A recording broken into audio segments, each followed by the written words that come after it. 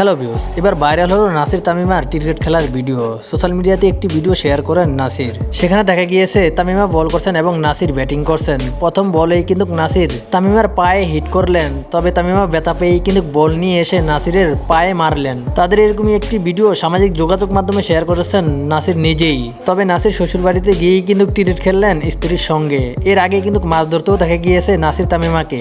সেই ভিডিওটা সামাজিক যোগাযোগ মাধ্যমে শেয়ার করেছিলেন তামিমা নিজেই।